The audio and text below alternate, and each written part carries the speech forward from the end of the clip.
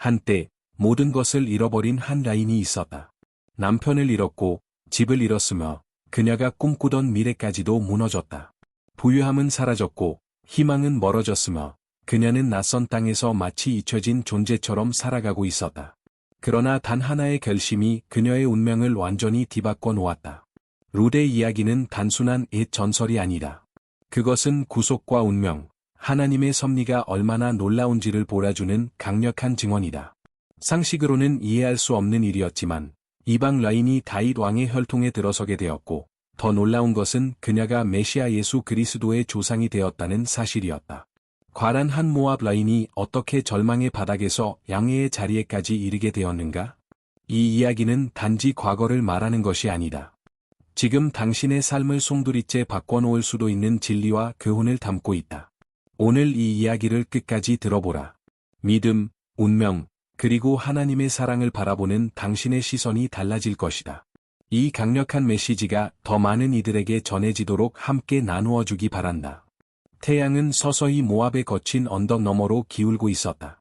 붉은 빛으로 물든 대지는 레지인의 발걸음을 무겁게 했다. 낯선 신들과 이질적인 관습이 지배하는 그 땅은 수년 전 배고픔에 시달려 유다 땅 베들레헴을 떠났던 한 이스라엘 가정의 새로운 보금자리가 되었다. 엘리멜렉과 그의 아내 나오미, 그리고 아들들 말론과 기료는 생존을 위해 떠났고 황폐해진 밭과 말라버린 포도나무, 배고픔이 만연한 유다를 뒤로했다. 생존을 위한 여정은 결코 쉽지 않았다. 자결하는 태양 아래에서 그들은 언덕을 넘어 골짜기를 지나 수위를 걸었다. 마침내 도착한 곳이 바로 모압이었다.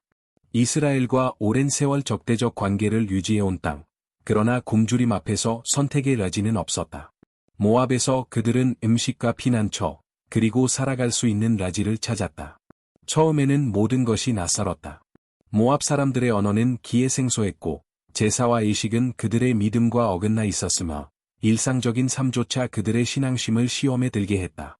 그럼에도 나오미는 가족을 위한 새로운 삶의 터전을 만들기 위해 애썼고 엘리멜렉은 변함없는 의지로 땀 흘리며 낯선 삶에 적응해 나갔다.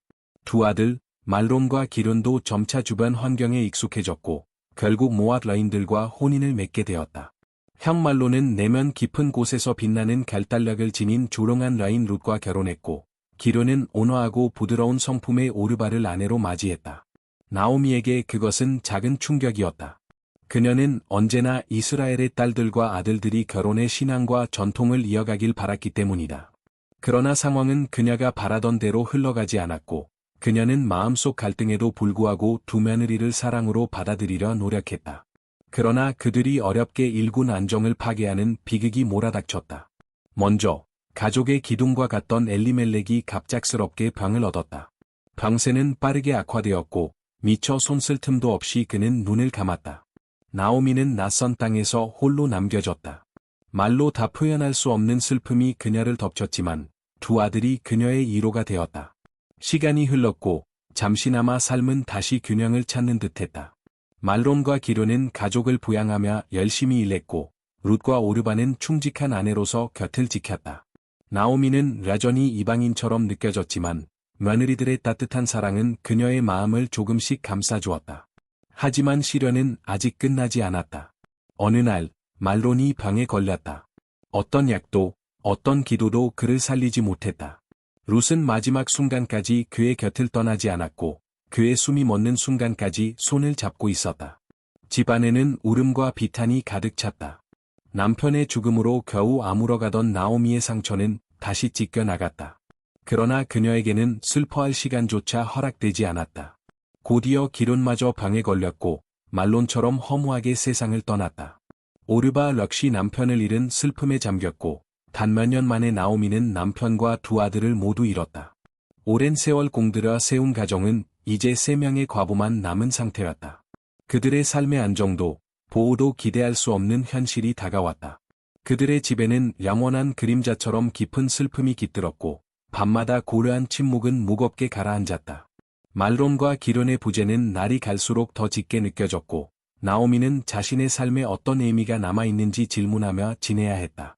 그녀의 심장은 텅 빈 채로 하나님께서 얼굴을 돌리셨다는 두려움이 마음을 잠식하기 시작했다. 하루하루가 버겁게 흘러갔고 그녀는 아침마다 간신히 몸을 일으켰다. 그런데 어느 날, 장터에 나간 나오미는 사람들 사이에서 들려오는 소문을 듣게 된다. 하나님께서 자신의 백성을 다시 찾아오셨대요. 베들레헴에는 다시 곡식이 돌아왔대요. 그녀의 귀에 속삭이듯 들려온 그 말은 그녀 안에 무언가를 흔들었다. 과연 정말일까? 그녀는 가슴 속에서 잊혀졌던 랄망이 다시 피어오르는 것을 느꼈다. 돌아가야 할 시간이 다가온 것일지도 몰랐다. 마침내 그녀의 마음속에서 어떤 생각이 형체를 갖기 시작했다. 모압에서의 삶은 그녀에게 오직 고통만을 안겨주었고, 더 이상 남편도 자식도 없는 그녀는 이방 땅에서 매일 잃어버린 것들을 떠올리며 살아야 했다. 결국 나오미는 하나의 결단을 내렸다. 다시 베들레헴으로 돌아가리라. 비록 혼자일지라도 설령 구걸하며 살아야 하더라도 최소한 그녀는 자기 민족 속에서 숨 쉴 수 있을 것이다. 이 결정을 며느리인 룻과 오르바에게 털어놓았을 때 두 여인의 표정은 복잡한 감정으로 가득했다. 이미 단순한 시어머니와 며느리의 관계를 넘어 그들은 영혼의 딸이 되어 있었다. 나오미의 입에서 이별이란 말이 떨어지자 두 사람은 즉시 반응했다. 우리가 함께 가겠습니다. 그들은 단호하게 말하며 그녀를 따라 나설 의지를 보였다. 하지만 나오미는 알고 있었다. 이스라엘로 가는 라정은 두 젊은 라인에게 쉽지 않을 것이라는 것을. 그들은 이방 모압 라인이었고 이스라엘 사람들은 애부인을 쉽게 받아들이지 않았다. 그녀는 만약 그들이 자신을 따라온다면 앞날이 얼마나 불확실하고 고단할지를 누구보다도 잘 알고 있었다. 아직 그들 사이의 대화는 끝나지 않았지만 한 가지는 분명했다. 나오미의 삶은 또 한 번 큰 전환점을 맞이하려 하고 있었다. 그렇게 해서 막연한 희망과 깊은 상실의 무게를 짊어진 채 나오미는 자신이 떠났던 그 고향을 향해 다시 발걸음을 내딛었다. 그때는 알지 못했다. 그 야정의 끝에 어떤 운명이 기다리고 있는지를. 모압의 언덕 위로 황금빛 새벽이 내려앉았을 때 나오미는 먼지 자욱한 길목에서 잠시 걸음을 멈추었다. 그녀의 곁에는 룻과 오르바가 조용히 함께 걷고 있었고 세 라인은 말없이 불확실한 앞날을 공유하고 있었다. 야정은 이제 막 시작되었지만 나오미는 이미 마음속에서 싸움을 치르고 있었다. 결국 그녀는 멈춰서서 두 젊은 라인을 바라보았다. 떨리는 목소리로 그녀는 혼신의 힘을 다해 마음 깊은 곳에서 끌어올린 말을 꺼냈다. 내 딸들아, 이제 돌아가거라. 각자 너희 어머니의 집으로 돌아가서 너희 삶을 다시 시작해라. 여호와께서 너희에게 자비를 베푸시기를 너희가 나와 내 아들들에게 베풀었던 그 자비처럼 갚아주시기를 바란다. 룻과 오르바는 서로를 바라보며 망설였고 나오미의 음성은 단호했지만 그 눈빛은 감출 수 없는 아픔을 담고 있었다. 그녀는 손을 뻗어 두 라인을 축복하듯 감쌌고 이어 떨리는 목소리로 말하였다. 너희가 다시 남편의 집에서 평안을 누리기를 바란다. 그 순간 더는 감정을 억누를 수 없었던 세 라인은 서로를 끌어안고 울음을 터뜨렸다. 그 눈물은 단지 이별의 슬픔 때문만이 아니라 서로를 향한 깊은 사랑이 흘러넘친 결과랐다. 룻과 오르바는 나오미와 떨어지기 싫었다. 그동안 함께한 시간 속에서 나오미는 그저 시어머니가 아니라 그들에게 어머니요, 인도자요, 이제는 유일하게 남은 가족이었다. 안 됩니다, 나오미 어머니. 저희는 어머니와 함께 가겠습니다. 어머니의 민족에게로. 그들은 항의하며 간청했다. 그러나 나오미는 고개를 저었다. 그것이 옳지 않다는 것을 그녀는 알고 있었다. 돌아가거라, 딸들아. 그녀는 애써 설득하려 했다. 내 뱃속에 너희 남편이 될 아들이 아직 있단 말이나? 나오미는 당시 유대 율법 중 하나인 계대결혼법을 근거로 이야기했다. 그 법에 따르면 형제가 자식을 남기지 못하고 죽었을 경우 형제 중 다른 남자가 그 아내를 맞아 후손을 이어야 했다. 하지만 나오미는 더 이상 아들이 없었고 설령 아이를 다시 낳는다 해도 그들이 성장할 때까지 기다리겠느냐고 반문했다. 아니다, 딸들아. 이건 너희에게도 괴롭고 나에게는 더 쓰라리다. 여호와의 손이 나를 치셨다. 그녀는 고백했다. 그 말 속에는 단순한 상실 이상의 고통이 배어 있었고 그녀는 하나님께서 자신을 버리신 듯한 절망감에 쌓여 있었다. 오르바는 눈에 눈물이 그렁그렁하게 맺힌 채 고개를 숙였다. 그녀는 나오미를 진심으로 사랑했지만 현실적인 생각이 그녀의 마음을 흔들기 시작했다. 모압에 남는다면 그녀는 다시 결혼할 수 있을지도 모른다. 자신의 민족 속에서 새로운 삶을 시작할 기회가 있을지도. 무거운 마음으로 그녀는 나오미에게 다가가 이마에 마지막 입맞춤을 했다. 용서하세요. 그녀는 속삭였고 마지막으로 꽉 껴안은 뒤 조용히 돌아섰다. 오르바는 뒤를 돌아보지 않고 모압을 향해 걸어갔다. 나오미는 그 뒷모습이 먼지 속으로 사라지는 것을 묵묵히 바라보다가 룻을 향해 천천히 고개를 돌렸다. 보아라, 내 형수는 자기 백성과 자기 신들에게로 돌아갔다. 너도 그녀를 따라가거라. 나오미가 말했다. 그러나 룻은 움직이지 않았다. 그녀의 눈빛은 단호했고 흔들림이 없었다. 이미 그녀는 마음속으로 결단을 내린 상태였다. 나오미의 옷자락을 꼭 붙잡은 채 룻은 깊고 굳은 목소리로 이렇게 말했다. 어머니, 저에게 떠나라고 강요하지 마세요. 저는 어머니를 떠나지 않을 것입니다. 어머니께서 가시는 곳에 저도 갈 것입니다. 어머니께서 사시는 곳에 저도 살 것입니다. 어머니의 백성은 저의 백성이 되며 어머니의 하나님은 저의 하나님이 되실 것입니다. 어머니께서 돌아가시는 곳에 저도 죽을 것이며 거기 묻히게 될 것입니다. 죽음 외에는 우리를 갈라놓을 수 없습니다. 만약 제가 약속을 어긴다면 여호와께서 저를 심히 벌하시기를 원합니다. 나오미의 심장은 그 말에 깊이 흔들렸다. 그것은 단순한 애정이나 애리에서 나오는 말이 아니었다. 그것은 하나의 언약, 깊은 신앙의 고백이었다. 룻은 자신이 알던 모든 것을 버리려 하고 있었다. 자신의 민족, 문화, 신들, 가문까지 모두 뒤로 하고 보장되지 않은 미지의 길을 함께 걷겠다는 결심이었다. 나오미는 오랫동안 룻을 바라보다가 그녀의 마음이 흔들림 없이 확고하다는 것을 깨달았다. 더는 말리지 않았다. 가자, 내 딸아. 나오미는 조용히 말했다. 두 아이는 다시 길을 나섰다. 길은 험하고 길었으며 산과 골짜기를 지나며 그들은 낮에는 뜨거운 햇살을, 밤에는 뻘시린 추위를 견뎌야 했다. 룻은 말없이 주변 풍경을 바라보며 걷고 있었고 나오미는 침묵했지만 그 곁에 든든히 함께 걸어주는 젊은 라인이 있다는 사실만으로도 그녀는 위로받고 있었다. 마침내 두 라인은 베들레헴 가까이 다가왔다. 이른 봄바람이 밀어내는 보리밭이 금빛 물결처럼 출렁이고 있었고 넓게 펼쳐진 들판은 수확의 절정에 이르렀다. 일꾼들은 손에 낫을 들고 분주히 오가며 곡식을 베고 수확한 이삭들을 묻고 있었다. 나오미와 룻이 마을 안으로 들어서자 사람들의 시선이 하나둘 그들에게 쏠리기 시작했다.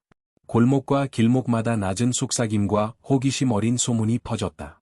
저 라인이 나오미가 아니냐? 여인들은 놀라움에 찬 눈으로 물었다. 수년 전, 나오미는 남편과 두 아들과 함께 이곳을 떠났다. 그런데 지금 그녀는 남편도, 자식도 없이 단 한 명의 이방 라인만을 데리고 돌아온 것이다. 세월이 그녀의 얼굴에 깊은 자국을 남겼고, 고통은 그녀의 눈빛에 쓸쓸한 어둠을 드리웠다. 사람들의 시선 속에서 나오미는 천천히 입을 열었다. 그 목소리는 깊은 슬픔으로 젖어 있었다. 나를 더 이상 나오미라 부르지 마십시오. 이제 나를 마라라 부르십시오. 전능하신 분께서 나에게 너무도 쓰디쓴 시간을 허락하셨기 때문입니다. 나는 풍성한 마음으로 떠났지만 여호와께서는 나를 빈손으로 돌아오게 하셨습니다. 어찌 나를 기쁨이라 부를 수 있겠습니까? 주께서 나를 정죄하셨고 전능하신 이가 나를 괴롭게 하셨습니다. 그녀의 말을 들은 사람들의 얼굴에는 놀라움과 란민이 교차했다. 룻은 말없이 그 곁에 서 있었다. 나오미는 부서진 영혼을 안고 있었고 그녀는 아직 그 모든 고통의 의미를 이해할 수는 없었지만 하나님의 신실하심은 보이지 않는 곳에서도 작용하고 있었다. 그렇게 해서 나오미와 룻은 베들레헴의 자리를 잡게 되었다.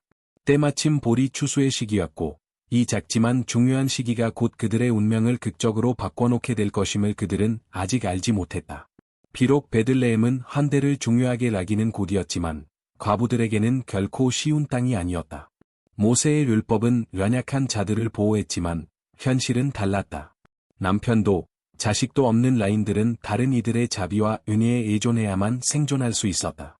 나오미와 룻은 아무런 재산도 경작할 땅도 없었고 소유한 가축도 없었으며 편안히 쉴 자기 집조차 없었다. 한때 남편 엘리멜렉과 함께 누렸던 풍요로운 삶은 이제 불확실한 하루하루로 쪼그라들어 있었다. 그들이 도착한 다음 날 새벽, 아직 어둠이 집안 구석에 머물러 있을 때 나오미는 일찍 깨어났다. 찬 기운이 틈 사이로 스며들었지만 그녀의 마음은 오직 한 가지로 가득 차 있었다. 바로 생존이었다. 언젠가 이웃의 친절에만 의존할 수는 없었다. 무언가 방법을 찾아야 했다. 그녀의 깊은 생각을 눈치챈 루디 조용히 다가와 말했다. 어머니, 제가 무엇을 하면 될까요? 도와드리고 싶어. 나오미는 그녀를 바라보며 부드럽게 미소 지었다. 비록 룻은 젊었지만 그 안에 담긴 결단력은 젊은 시절의 자신을 떠올리게 했다. 딸아, 이스라엘에는 가난한 자들을 위해 추수 때 밭에서 떨어진 이삭을 주울 수 있는 율법이 있어. 그것을 이삭 줍기라 부른단다. 일꾼들이 곡식을 거둘 때 뒤따라가 남은 것들을 주울 수 있지. 그걸로 우리가 먹을 양식을 구할 수 있을지도 몰라. 룻은 망설이지 않았다. 곧바로 다녀올게요. 그녀는 단호하게 말했다. 아직 아침 햇살이 희미하게 땅을 비출 때 룻은 작은 집을 나서 보리밭을 향해 걸었다.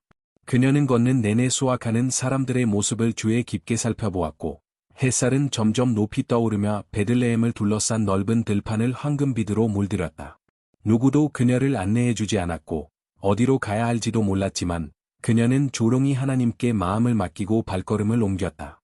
얼마 지나지 않아 그녀는 수확이 한창인 밭 하나에 이르렀고 그곳에는 이미 다른 가난한 라인들이 일꾼들 뒤를 따라다니며 떨어진 이삭을 줍고 있었다. 룻은 조심스럽게 다가가 한 명의 감독에게 겸손히 요청했다. 부디 허락해주세요.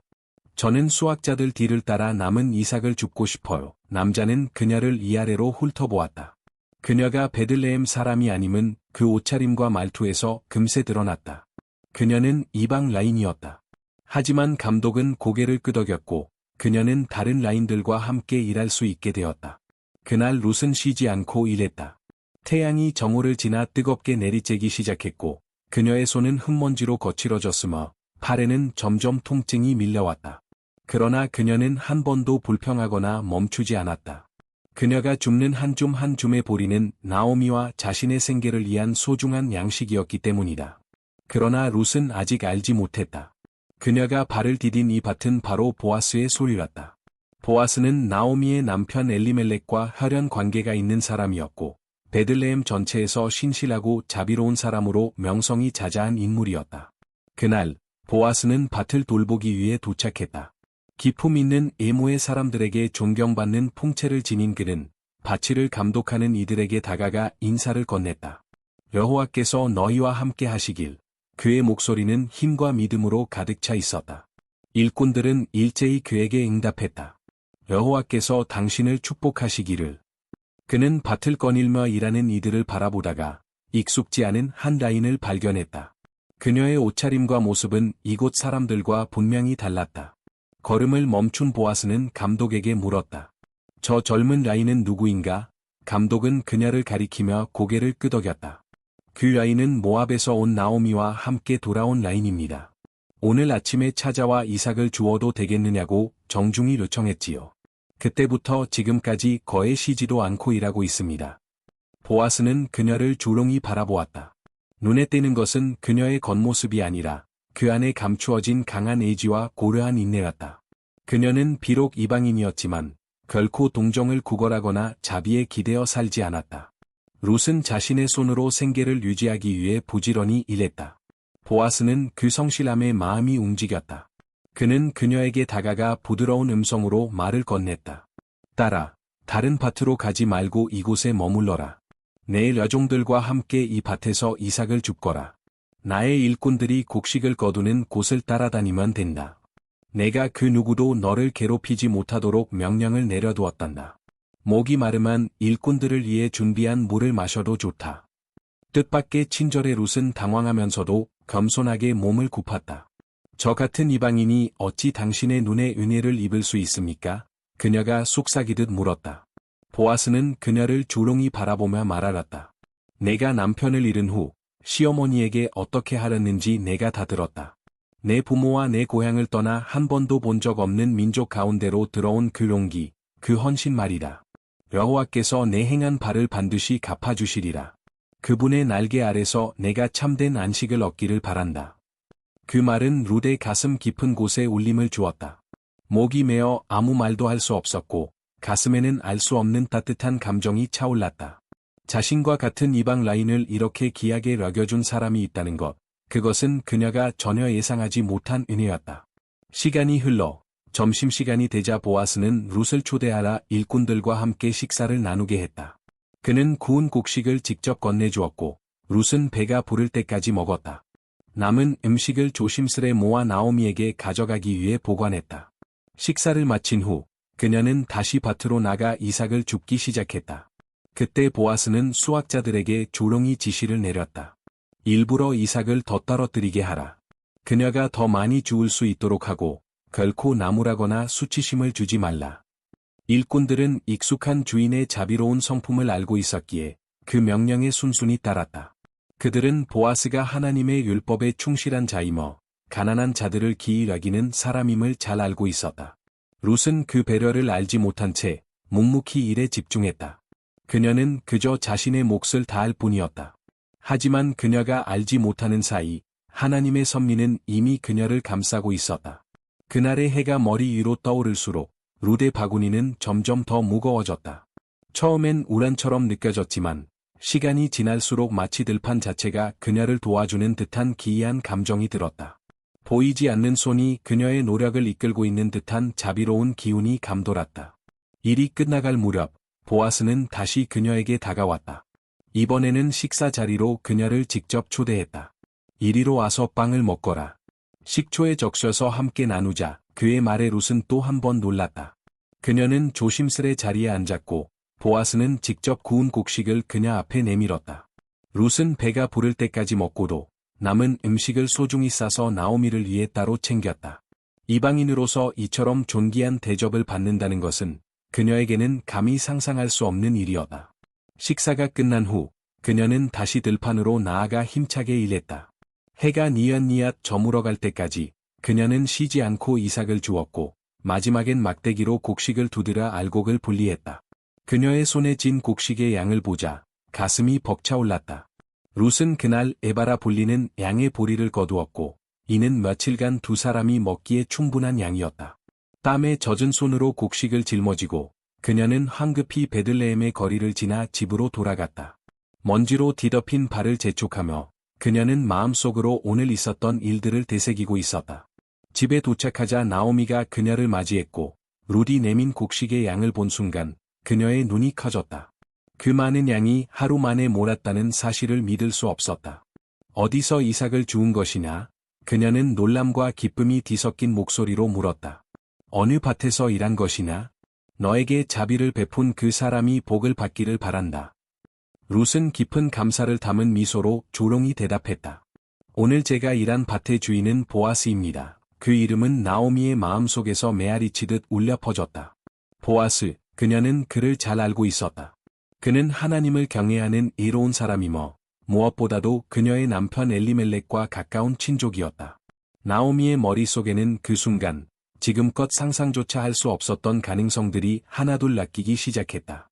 여호와께서 살아있는 자와 죽은 자에게 자비를 거두지 않으셨구나. 그녀는 감격에 찬 목소리로 외쳤다. 보아스는 우리와 가까운 친족, 곧 우리를 도울 수 있는 구속자란다. 룻은 나오미의 말을 조롱히 들었다. 그녀는 그 말의 의미를 완전히 이해하지 못했지만 시어머니의 눈빛 속에 오랫동안 사라졌던 무언가를 발견했다. 희망이었다.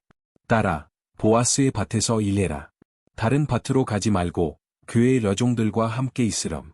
그곳이 내게 가장 안전한 곳이다. 나오미의 목소리는 부드러웠지만 확신에 차 있었다. 룻은 주저하지 않았다. 아직 어떻게 될지는 몰랐지만 그녀의 삶에 무언가 특별한 일이 일어나고 있다는 것을 느낄 수 있었다. 그녀는 과거를, 고향과 민족을 모두 뒤로하고 나오미를 따랐고 이제 이 새로운 땅에서 이스라엘의 하나님께서 자신을 돌보고 계심을 점점 깨달아 가고 있었다. 그렇게 룻은 보아스의 밭에서 계속 일했다.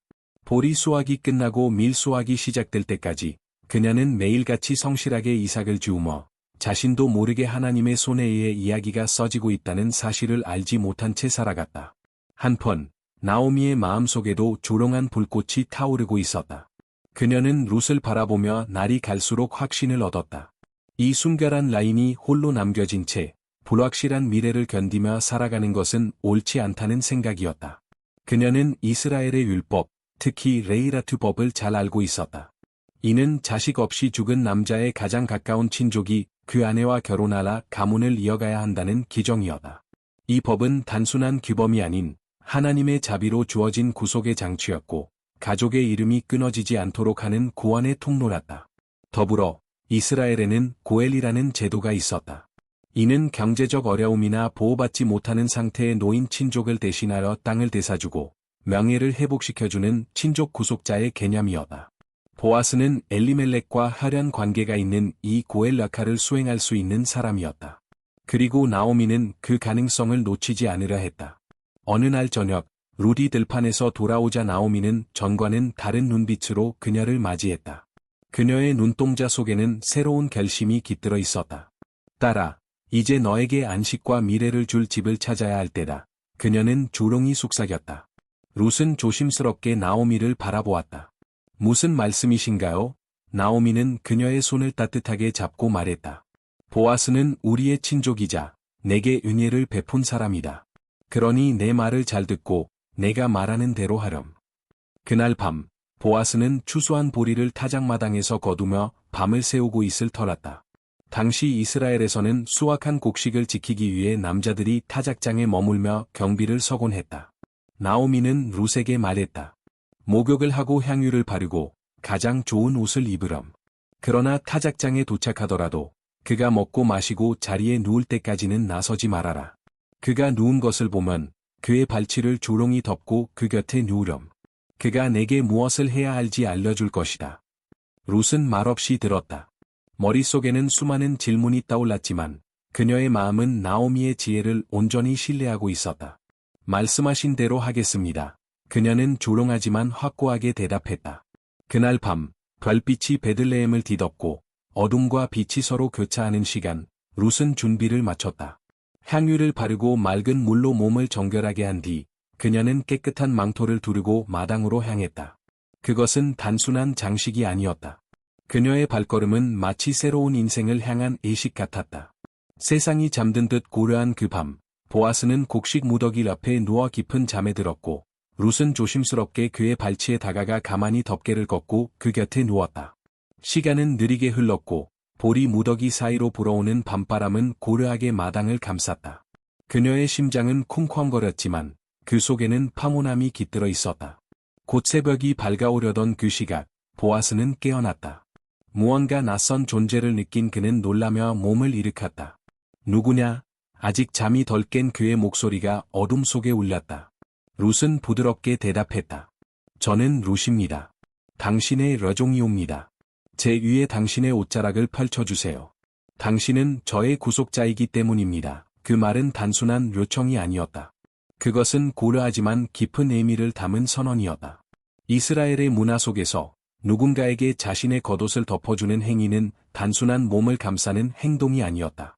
그것은 보호와 책임, 그리고 헌신의 상징이었다. 그 밤, 룻은 조롱한 속삭임으로 보아스에게 요청했다. 당신의 겉옷을 제 위에 덮어주세요. 당신은 저의 구속자이기 때문입니다. 그 말은 단순한 도움의 호소가 아니었다. 그것은 룻이 보아스를 향해 율법에 따라 자신을 책임지고 받아들여 달라는 고려하지만 깊은 요청이었다. 보아스는 그녀를 바라보았다. 놀람보다는 오히려 부드러운 감탄이 그의 눈동자에 어렸다. 여호와께서 너를 복 주시기를, 딸아. 그는 조롱이 말했다. 너는 지금까지보다 더 큰 선함을 보랐구나. 젊고 부유하거나 가난한 자들을 좇지 않았구나. 잠시 말없이 침묵하던 그는 결연한 표정으로 이어 말했다. 그래, 나는 내 친족 구속자다. 그러나 나보다 너와 더 가까운 사람이 한 명 있다. 만약 그가 너를 구속하겠다고 한다면, 좋다. 그가 그렇게 하게 하자. 하지만 만약 그가 원하지 않는다면, 살아 계신 여호와의 이름으로 맹세하노니, 내가 반드시 너를 구속하겠다. 룻은 겸손히 고개를 끄덕였다. 보아스는 따뜻한 눈빛으로 말하며 그녀를 안심시켰다. 이제 날이 밝을 때까지 여기서 쉬거라. 룻은 그의 발치에 다시 몸을 뉘었고 새벽이 다가오기까지 그곳에서 조용히 머물렀다. 긴 하루의 피로가 그녀의 몸을 감쌌지만 마음 깊은 곳에는 알 수 없는 평안이 자리 잡고 있었다. 희미한 라명이 수평선을 물들이기 시작할 무렵 보아스는 조심스레 몸을 일으켰다. 그는 상황을 신중히 고려하고 있었다. 이른 아침 누군가 룻이 타작마당에 있는 것을 본다면 오해와 소문이 돌 수 있었다. 아무에게도 내가 락이 있었다는 말을 듣지 않게 하자. 그는 조롱이 말하며 룻을 깨웠다. 그녀가 자리에서 일어나자 보아스는 자신의 겉옷을 펼치며 말했다. 이 망토를 퍼보거라. 룻이 순순히 따르자 그는 라섯 에바의 보리를 담아 그녀의 품에 안겨주었다. 무게는 무거웠지만 룻은 묵묵히 그것을 받아들였다. 빈손으로 내 시어머니에게 돌아가지 말 거라. 보아스는 미소 지으며 말했다. 룻은 고개를 숙여 존경의 표시를 보았고 아직 어둠이 남아있는 새벽길을 따라 조롱이 걸음을 옮겼다. 그녀의 발걸음은 느리지만 확고했고 손에 안긴 보리는 단순한 양식이 아니었다. 그것은 보이지 않는 약속의 상징, 그리고 하나님의 섭리가 흐르고 있다는 증거였다. 그녀가 집에 도착했을 때 나오미는 이미 문가에서 기다리고 있었다. 룻이 문턱을 넘는 순간 나오미는 급히 다가와 다급히 물었다. 어떻게 되었느냐, 내 딸아. 룻은 타작마당에서 있었던 모든 일을 조심스럽게 설명했다. 보아스가 한 말, 그의 맹세, 그리고 아직 해결되지 않은 친족의 문제까지 그녀는 하나하나 빠짐없이 전했다. 나오미는 조롱이 고개를 끄덕이며 들었다. 그녀의 눈빛에는 흔들림 없는 확신이 깃들어 있었다. 기다리렴, 딸아. 이 일이 어떻게 될지 곧 알게 될 거야. 보아스는 이 문제를 오늘 안에 반드시 해결할 거야.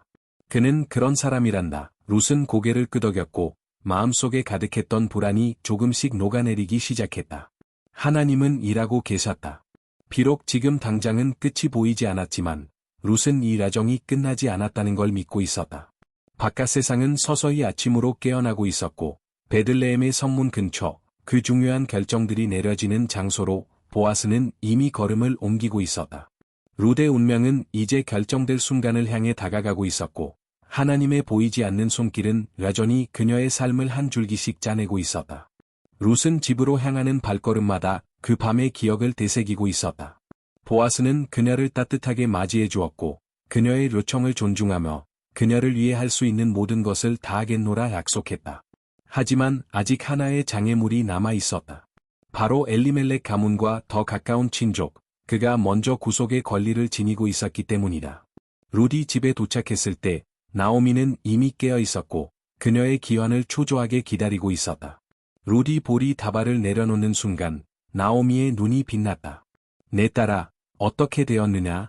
그녀는 다급히 물었다. 룻은 조롱이 자리에 앉아 부드러운 목소리로 타작마당에서 있었던 일을 하나하나 설명했다. 보아스의 놀람, 그의 축복의 말, 구속자의 약속, 그리고 아직 해결되지 않은 또 다른 친족의 존재까지 나오미는 조롱이 고개를 끄덕이며 모든 말을 경청했다. 이야기가 끝났을 때 그녀는 깊은 숨을 내쉬며 자신 있게 미소 지었다. 기다리렴, 내 딸아. 이 일이 어떻게 끝날지 곧 알게 될 거야. 보아스는 결코 가만히 있지 않을 사람이란다. 오늘 안에 반드시 이 일을 해결할 거야. 그녀의 확신은 룻의 마음의 위로가 되었다. 어둠이 걷히고 해가 떠오르기 시작하면서 베들레헴은 평소처럼 활기를 띠기 시작했다. 상인들은 가게 문을 열고 농부들은 밭으로 향했다. 하지만 한편에서는 그날 룻의 인생을 결정지을 중대한 일이 막 시작되고 있었다. 해가 지평선 위로 막 떠오를 무렵 보아스는 도시의 성문으로 향했다. 그곳은 베들레헴 장로들이 모라 공동체의 법적 문제와 상업적 계약을 결정하던 장소였다.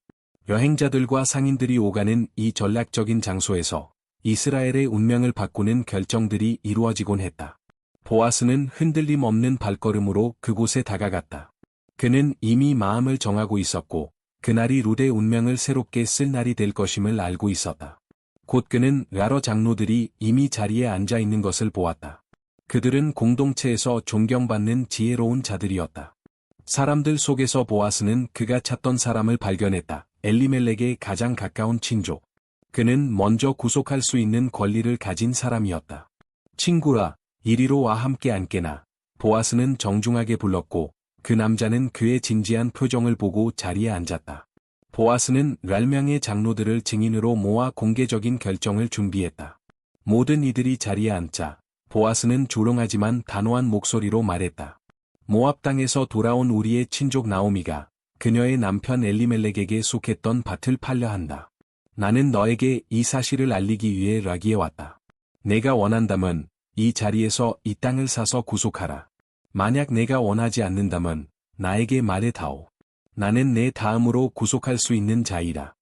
그 말에 친족은 흥미를 보이며 말했다. 좋다. 내가 그 땅을 구속하겠다. 그 순간 장로들과 주위의 사람들 사이에 긴장된 침묵이 흘렀다. 보아스는 침착하게 말을 이었다. 하지만 내가 나오미의 땅을 사게 될 그날 말론의 아내였던 모압 여인 룻도 함께 받아들여야 한다. 그녀와 결혼하여 고인이 된 말론의 이름이 그의 유산에 남도록 해야 하네. 그 말에 친족의 얼굴빛이 변했다. 땅을 얻는 것은 탐났지만 룻과의 결혼은 그가 감당하기 어려운 일이었다.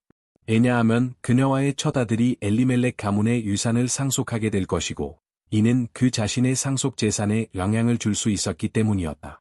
잠시 고민한 후 그는 조심스럽게 말했다. 나는 내 유산을 손상시킬 수 없으니 그 구속의 권리를 너에게 넘기겠다. 이스라엘의 전통에 따라 그는 자신의 샌들을 벗어 보아스에게 건넸다.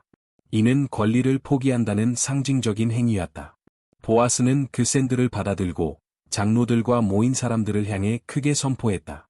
오늘 너희는 증인이 되었다. 나는 나오미의 손에서 엘리멜렉과 기론과 말론에게 속했던 모든 것을 샀고 말론의 아내 룻을 내 아내로 맞이하여 그의 이름이 그의 유산에서 끊어지지 않도록 할 것이다. 너희 모두가 오늘 증인이니라. 장로들은 고개를 끄덕이며 경건한 목소리로 축복을 선언했다.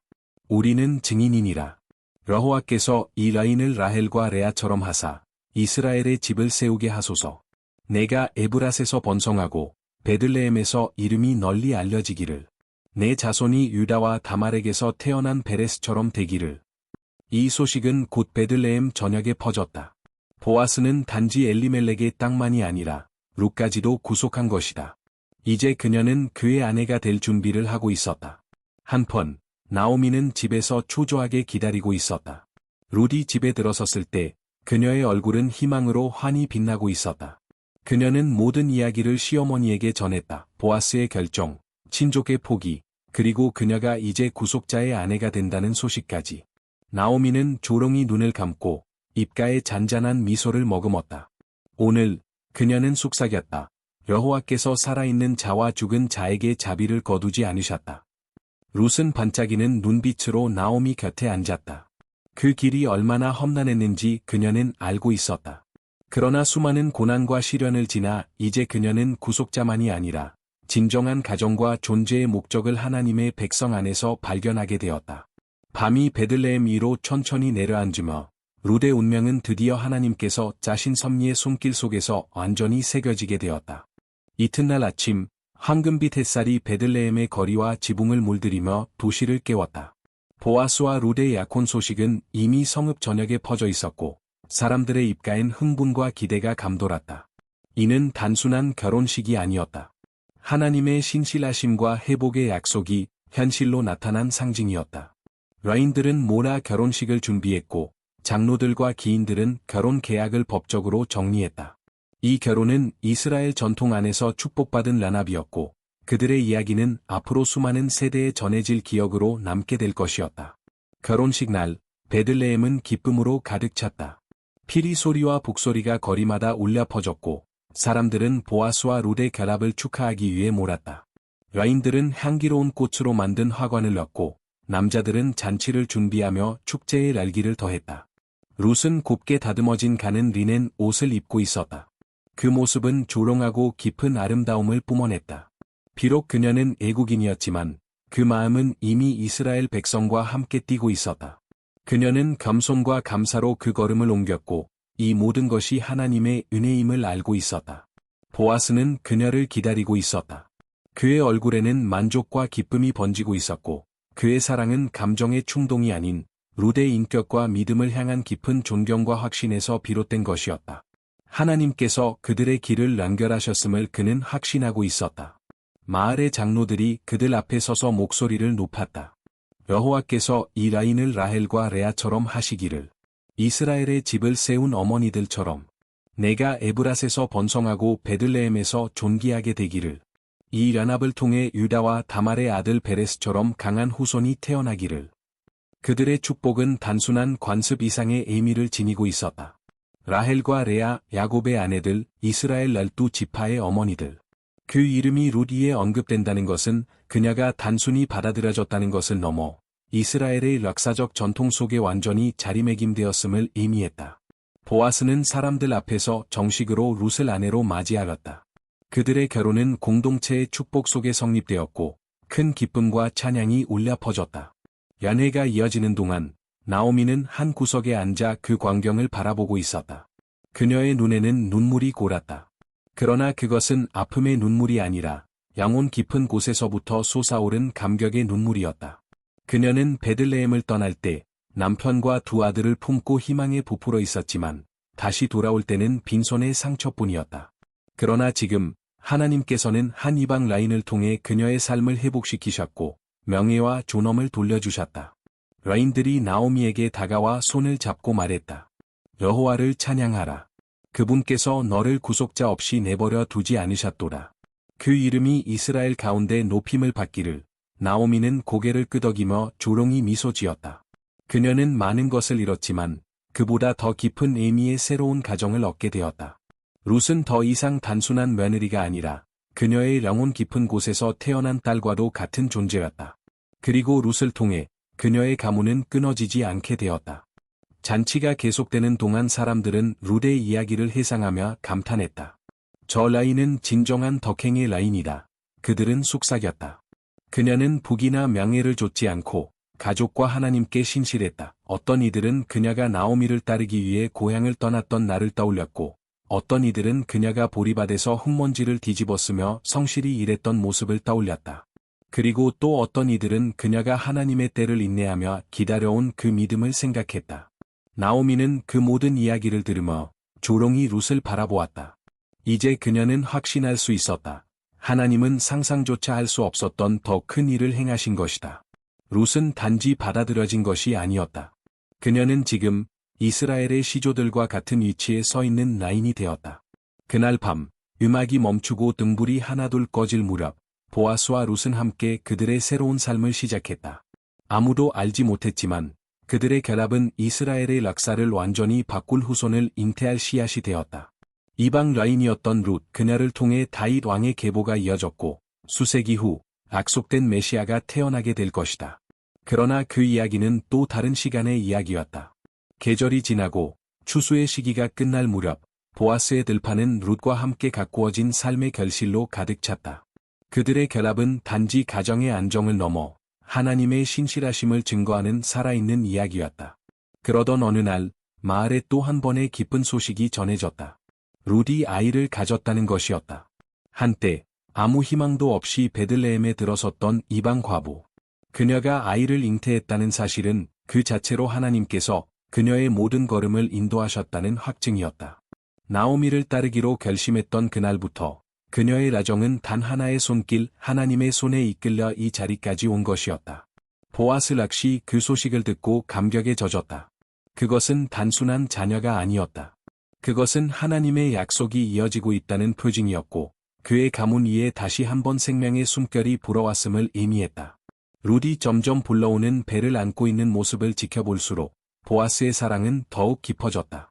그녀의 태중에는 단순한 생명이 아니라 가문의 유산을 이어갈 하나님의 약속이 자라고 있었다. 베들레헴의 라인들 또한 그 모습을 함께 지켜보며 기뻐했다.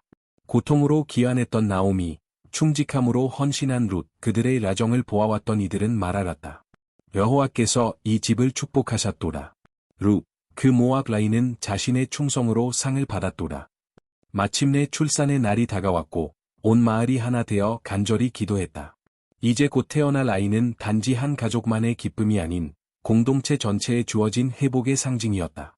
그리고 그날 기도의 향기 속에서 룻과 보아스의 아들이 태어났다. 그의 이름은 오벳.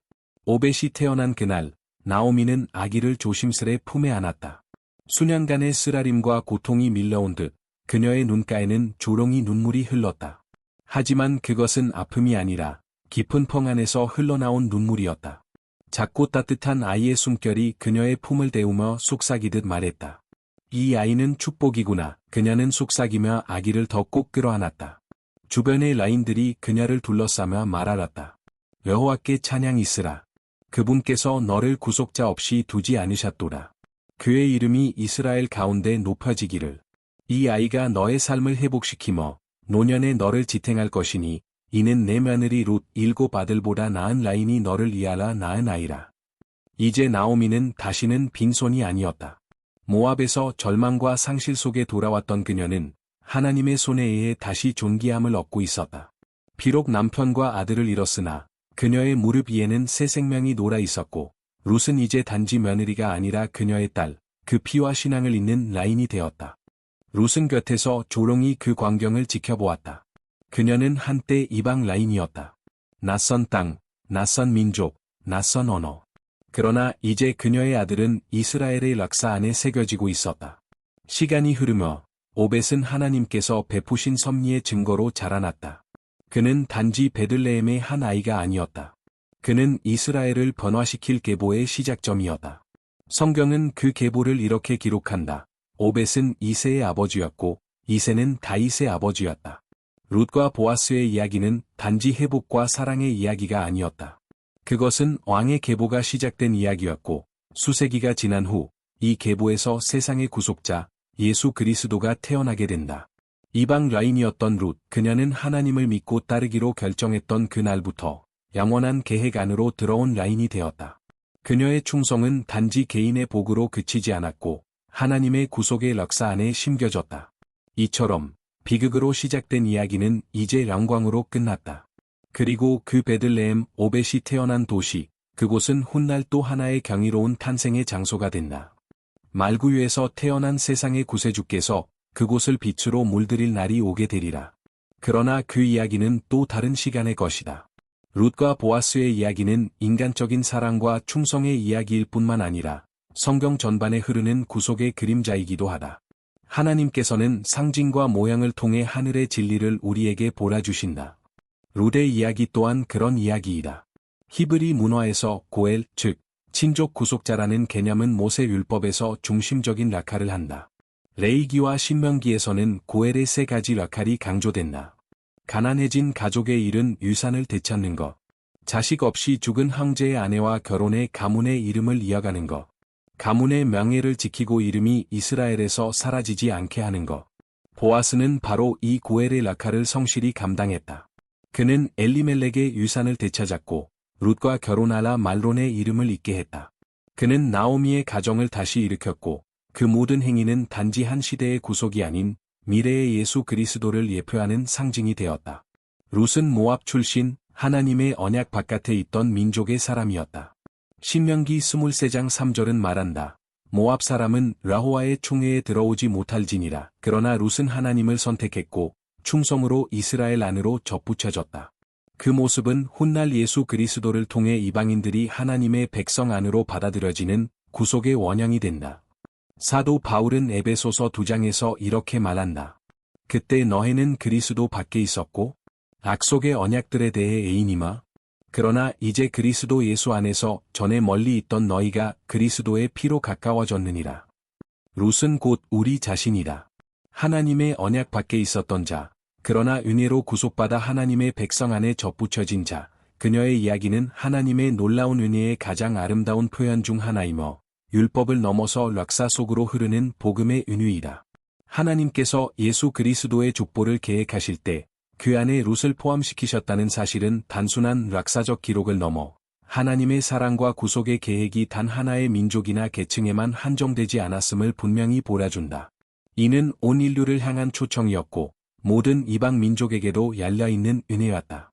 마태복음 1장 5-6절에 기록된 예수님의 족보에는 이렇게 쓰여 있다. 살몬은 라합에게서 보아스를 낳고 보아스는 룻에게서 오벳을 낳았으며 오벳은 이새를 낳고 이새는 다윗 왕을 낳았도다. 그리고 마태복음 1장 16절에는 이렇게 이어진다. 야곱은 마리아의 남편 요셉을 낳았으며 마리아에게서 그리스도라 칭하는 예수가 나셨느니라. 하나님은 룻을 택하셔서 다윗 왕의 증조모로 삼으셨고 그리스도의 계보에 이름을 올리게 하셨다. 이는 하나님께서 어떤 사람의 출신, 과거, 혹은 민족적 배경을 보지 않으시고 믿음으로 그분을 따르는 자들에게 구속의 길을 여신다는 가장 감동적인 증거였다. 룻의 이야기는 단지 땅의 사랑이나 인간적 회복의 서사가 아니다. 그것은 복음의 그림자이며 우리가 예수 그리스도 안에서 누리게 될 구원의 예표였다. 보아스가 룻을 위해 자신의 겉옷을 펼쳐 덮어준 것처럼 예수 그리스도께서는 자신의 의로 우리를 덮으신다. 룻이 과거를 버리고 모압을 떠났듯이 우리 또한 세상의 것을 뒤로하고 그리스도를 따르는 삶으로 부르심을 받는다. 이방인으로 희망조차 없이 살던 룻은 이제 약속의 계보에 속한 자가 되었다. 이는 곧 예수 그리스도를 믿는 모든 자가 더 이상 하나님께 낯선 자가 아니라 지극히 높으신 이의 자녀이며 그리스도와 함께하는 공동상속자, 천국 시민이 될 수 있음을 보라준다. 룻의 라정은 우리에게 하나님께서 어떻게 생명을 회복시키시고 상한 심령을 고치시며 상상조차 못한 미래를 허락하시는지를 보라주는 살아있는 간증이다. 그녀의 말, 당신의 백성이 나의 백성이 되며 당신의 하나님이 나의 하나님이 되리이다는 바로 모든 믿는 자의 고백이 되어야 한다. 모압 들판의 애로운 과부로 시작된 이 이야기는 결국 세상의 구속자이신 예수 그리스도의 탄생으로 이어지는 놀라운 라정이 되었다. 진정한 구속자는 바로 그리스도셨다. 룻과 보아스의 이야기는 이스라엘 역사 속의 구속과 회복의 증거로 새겨졌으며 그들의 사랑은 단순히 가정을 이루는 데 그치지 않고 이스라엘 왕조의 뿌리이자 메시아의 계보라는 결정적인 고리가 되었다. 보아스와 룻 사이에서 태어난 오벳은 베들레헴에서 사랑과 신앙의 양육을 받으며 자랐고 오벳은 이새를 낳았으며 이새는 바로 하나님의 마음에 합한 자 다윗을 낳았다. 모압에서 왔던 이방 라인의 이야기가 다윗 왕조의 토대가 되었고 이를 통해 하나님은 놀라운 방식으로 자신의 뜻을 이루셨다. 그러나 이 모든 라정은 다윗에서 멈추지 않았다. 수세기 뒤 다윗의 후손으로 예수 그리스도, 온 세상의 구속자가 태어나신다. 마태는 이를 다시 강조하며 보아스는 룻에게서 오벳을 낳고 오벳은 이새를, 이새는 다윗을 낳았고 야곱은 요셉을 낳았으며 마리아에게서 예수라 칭하는 그리스도가 나셨느니라 라 기록하였다. 이 사실은 실로 경이롭다. 하나님께서 이방 라인, 모압 출신 라인을 자신의 구속 계획 속에 포함시키셨다는 것은 그분의 은혜가 단 한 민족이나 경건한 사람들만을 위한 것이 아님을 보여준다. 하나님은 우리의 출신이나 과거, 조건을 기준으로 사람을 택하지 않으신다. 오히려 마음이 진실되고 그분을 따르고자 하는 자를 택하신다. 룻은 유다 지파의 혈통도 아니었고 부나 명예도 없었다. 그러나 그녀의 믿음, 충성심, 하나님과 나오미를 향한 사랑이 그녀를 하나님의 구속 이야기의 중심으로 이끄셨다. 성경 전체를 통틀어 하나님은 종종 인간적으로는 하찮거나 약한 자들을 통해 자신의 목적을 이루셨다.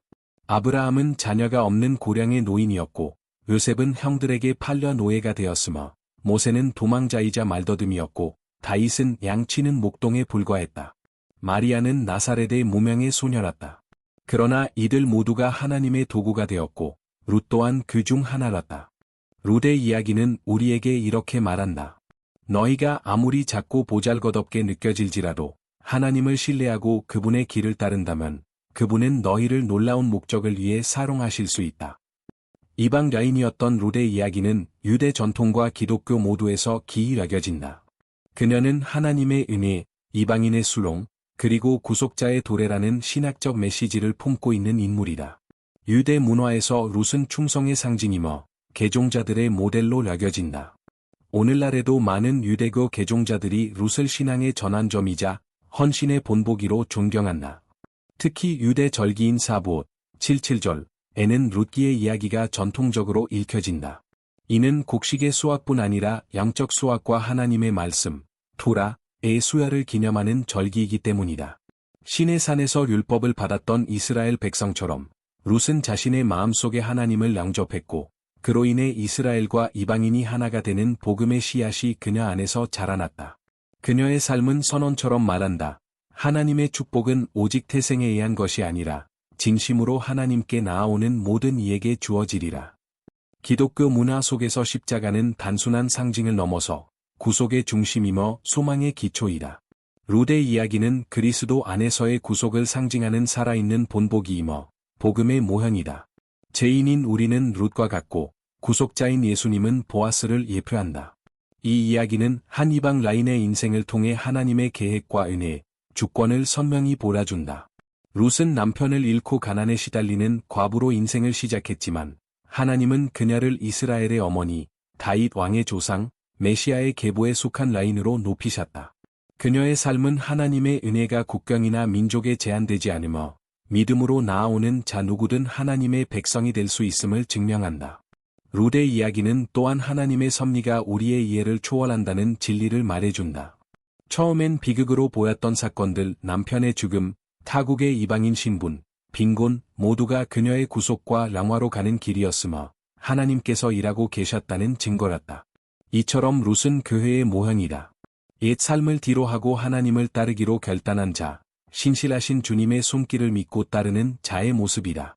룻의 선언, 당신의 백성이 나의 백성이 되고 당신의 하나님이 나의 하나님이 되실 것입니다. 는 오늘날 모든 성도의 고백이어야 한다. 하나님은 룻을 통해 우리에게 말씀하신다. 너의 현재가 너의 미래를 결정하지 않는다. 믿음으로 나아오는 자를 나는 결코 애면하지 않는다. 룻은 아무것도 가진 것 없는 이방 라인이었지만 하나님의 계획 안에서 영화로운 운명을 맞이하게 되었다. 그녀의 이야기는 오늘날 우리에게도 생생히 말하고 있다. 하나님은 여전히 삶을 구속하시고 마음을 회복하시며 약속을 이루시는 분이시다. 룻이 베들레헴의 들판에서 이삭을 주우며 눈물을 흘렸던 그 땅은 세월이 흘러 인류의 구속자가 태어나는 장소가 되었다. 이 이야기는 단순한 고대의 기록이 아니다. 하나님께서 고난 속에서도 어떻게 일하시고 보이지 않는 가운데서도 그분의 뜻을 이루어 가시는지를 보여주는 살아있는 증거이다. 룻의 이야기에서 배울 수 있는 세 가지 핵심 원리. 믿음은 결단과 행동을 요구한다. 룻은 단지 하나님을 믿는다고 말한 것이 아니라 과거의 삶을 버리고 하나님을 따르기로 실제로 행동했다. 그녀의 유명한 고백은 단순한 감정이 아닌 헌신이었다. 그 후 진정한 믿음은 정체되어 있지 않으며 옛것을 버리고 하나님께 나아가는 용기를 필요로 한다. 순종은 축복의 문을 연다. 룻은 나오미의 조언에 불평 없이 따랐고 이스라엘의 전통을 존중하며 순종의 길을 걸었다. 그녀는 곡식밭에서 묵묵히 일하며 보아스에게 겸손히 나아갔다. 그 후 모든 것을 이해하지 못하더라도 하나님께 순종하는 자는 그분의 축복 속으로 들어가게 된다. 하나님의 섭리는 일상 속에서 역사하신다. 하나님은 룻의 이야기 속에 하늘에서 내려오는 기적을 보내시지 않았다. 대신 우연히 보아스의 밭에 도착하게 하시고 한 사람의 지혜와 한 라인의 겸손한 결단을 통해 역사하셨다. 그 후 큰 기적이 없어 보라도 하나님은 당신의 인생 속에서 세밀하게 인도하고 계신다. 룻기의 시작은 눈물과 상실로 가득 차 있었지만 끝은 기쁨과 구속으로 가득 찼다. 나오미는 남편과 두 아들을 잃고 삶의 의미를 잃은 듯했지만 결국 하나님의 신실하심을 경험하게 되었다. 여호와의 말씀이니라. 내가 너희를 향한 계획을 알고 있나니 그것은 재앙이 아니라 평안이며 너희에게 미래와 희망을 주기 위한 것이다. 예레미야 29, 11. 보아스가 룻의 구속자가 되었듯이 예수 그리스도는 우리의 참된 구속자이시다. 보아스는 룻을 위해 값을 지불했듯 예수님은 우리를 구속하시기 위해 자신의 피로 값을 지불하셨다.